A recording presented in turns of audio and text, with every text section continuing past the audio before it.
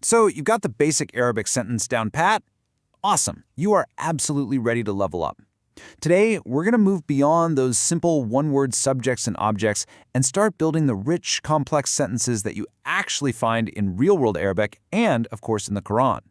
We're going to tackle two incredibly powerful tools to do this: compounds and attached pronouns. All right, here's our game plan. We'll kick things off with a quick refresh on the verbal sentence, just to make sure we're all on the same page. Then we'll build up, layer by layer.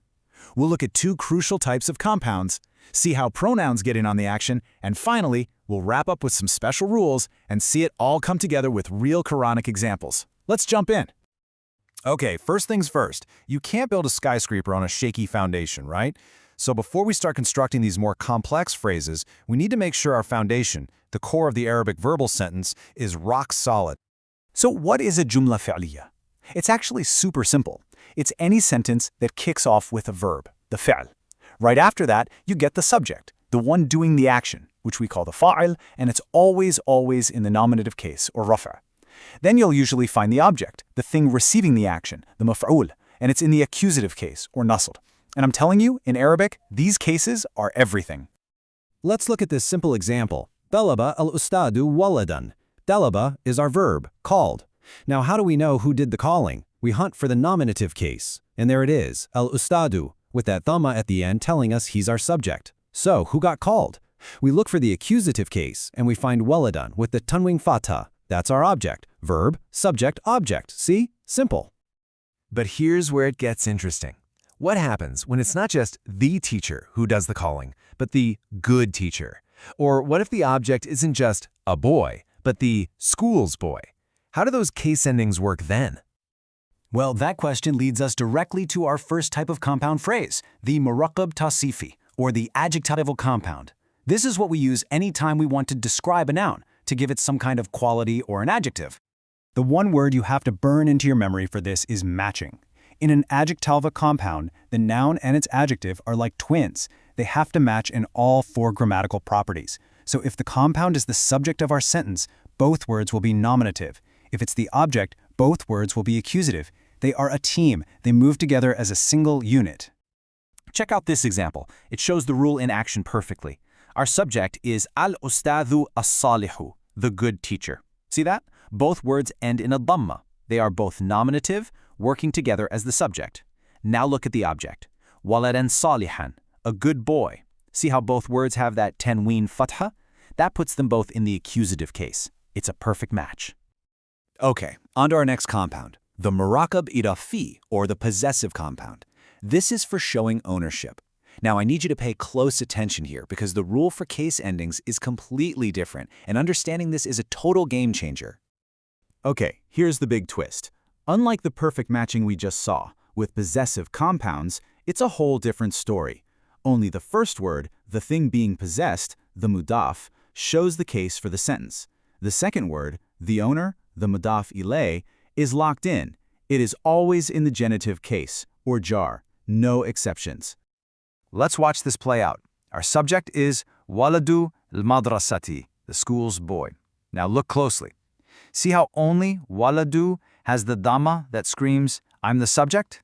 The second word, al-madrasati, is in the genitive case. Now let's look at the object. Walada the harati, the neighborhood's boy. Again, only that first word, walada, takes the accusative fatha. The second word stays genitive. Only that first part tells you its role in the sentence. You know, putting these two side by side like this makes the difference crystal clear, doesn't it? On the left, with the adjectival compound, you have total harmony. Both words match. But on the right, with the possessive compound, it's like a division of labor. The first word does the job of showing its role in the sentence, while the second word is always genitive. Getting this distinction down is absolutely fundamental.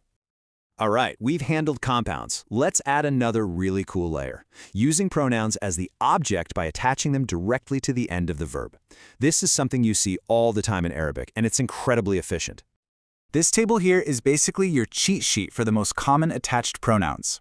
The moment you see one of these guys tacked on to the end of a verb, you know it is the object of that verb. So for example, daraba is he hit. You add the pronoun who, and darabahu instantly becomes he hit him. And because they're objects, these pronouns are automatically considered to be in the accusative case, or mansub. Now for a couple of pro tips. There are two special little rules for these attached pronouns that you absolutely have to know. They might seem small, but paying attention to them is one of those things that really separates intermediate speakers from advanced ones. First up is the helping wow. So whenever you have a verb that ends in tum, which means you, all, masculine, and you want to attach an object pronoun, you have to insert a wow to make it sound smoother. So nasortum plus hu doesn't become nasortum hu. It flows beautifully into nasortumuhu. It just makes it so much easier to say. The second rule is one of my personal favorites. It's all about the pronoun for me, which is ya. This little pronoun is a bit needy. It demands a kasra vowel right before it, but you can't just slap a kasra on the verb itself. That would mess with its core structure. So Arabic has this genius solution. It inserts a protective noon to take the kasra instead. That's why daraba plus ya becomes darabani. This little nit acts like a bodyguard, protecting the verb's original form. It's brilliant. Okay, theory is one thing, but seeing these rules in the wild, especially in the Quran, is where it all really clicks into place. Let's look at a few powerful examples. In this beautiful verse from Surah Ash-Sharh, we see وَرَفَعْنَا لَكَ ذِكْرَكَ.